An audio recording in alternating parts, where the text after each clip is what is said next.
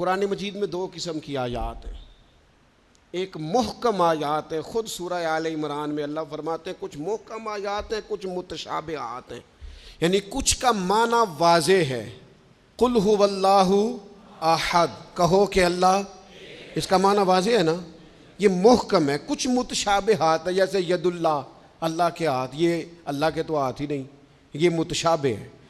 اللہ فرماتے ہیں کچھ آیتیں محکم ہیں، کچھ متشابہ، وہ جن کے دلوں میں کجی ہے نا، جن کے دل ٹیڑے ہیں، وہ متشابہ کے پیچھے پڑتے ہیں، متشابہ کے۔ یہ جو آپ کو ملنگ ملیں گے نا، ملنگ، وہ آپ سے پوچھیں گے اے اصلی نماز کیڑی ہوندی ہے؟ سبحان اللہ، انہوں نے آکھو وہی جڑی 5 ویلے پڑھی دی ہے، وہ پتہ نہیں انہوں اصلی کیڑی لئی پھر دینے۔ یہ متشابہ باتوں کے پیچھے۔ اچھا، نبی پاک علیہ السلام معراج پہ گئے، سرکار نے واپس آ کے فرمایا چغلی کرنے والے کو یہ سزا ملے گی، معاذ اللہ زنا کرنے والے کو یہ سزا ملے گی، جو خطیب لوگوں کو تقریر سنائے خود عمل نہ کرے اسے یہ سزا ملے گی۔ ان باتوں پر وہ توجہ نہیں کرتے کہ سرکار نے یہ بیان کیا۔ فرمایا میں دیکھ کے آیا ہوں سود کھانے والے کو یہ سزا ملے، اس پر توجہ نہیں۔ وہ پوچھتے کیا ہیں؟ کہتے ہیں یہ بتائیں براق جس پہ حضور بیٹھ کے گئے تھے اس کا رنگ کیسا تھا؟ میں آپ کو راز کی بات بتاؤں، معراج میں کیا کیا باتیں ہوئی تھیں؟ او بھائی تو رہنے دے، تیرے پاس جو محکم باتیں ہیں تو ان پہ عمل کر۔ شریعت میں کچھ چیزیں واضح، مثلا ایک مسئلہ ہے، مسئلہ تقدیر۔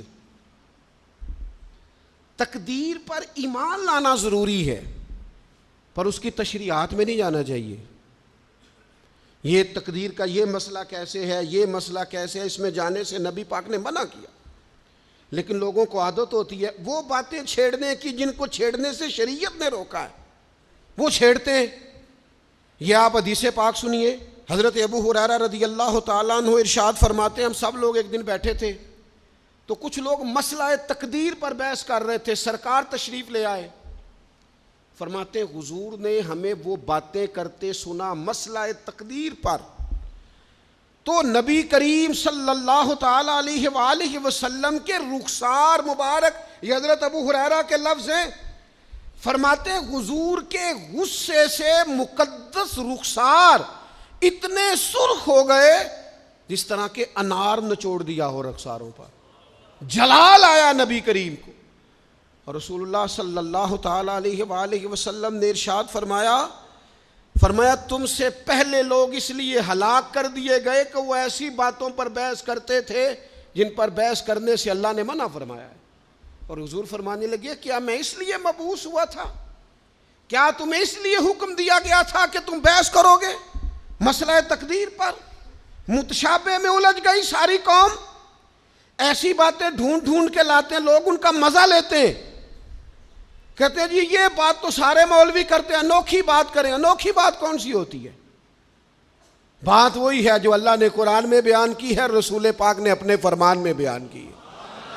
آپ چھپی ہوئی باتوں کی ٹو میں نہ پڑیں، جن باتوں سے منع کیا ہے۔ 2 دفعہ قسم اٹھائی ہے نبی پاک نے، 2 دفعہ رسول اللہ صلی اللہ تعالی علیہ وسلم نے قسم اٹھا کے فرمایا میں تمہیں قسم دے کے کہتا ہوں مسئلہ تقدیر میں بحث نہ کرنا، میں تمہیں قسم دے کے کہتا ہوں مسئلہ تقدیر میں بحث نہ کرنا۔ او خدا کے بندو، جن باتوں سے ہمارے نبی پاک نے ہمیں قسمیں دے دے کے روکا ہے ان باتوں میں الجھتے ہو۔ معرفت دی گل، معرفت کی ہوندی ہے؟ معرفت وہ ہے جو تمہیں قوال بتائیں گے، گویے بتائیں گے تمہیں معرفت۔ ہمارا قوال جی رات کو جی وہ توحید بیان کرتا ہے، وہ کفر بکتا ہے ظالم، اور تم کفر سنتے ہو۔ توحید وہ ہے جو میرے اللہ نے قرآن میں بیان فرمائی ہے، قل هو اللہ احد اللہ الصمد لم یلد ولم یولد ولم یکن لہ کفوا احد۔ اللہ نے بیان کر دی ہے، کسی قوال سے سننے کی ضرورت نہیں ہے۔ اس لیے تصوف اور طریقت کی اصل کو سمجھے آپ۔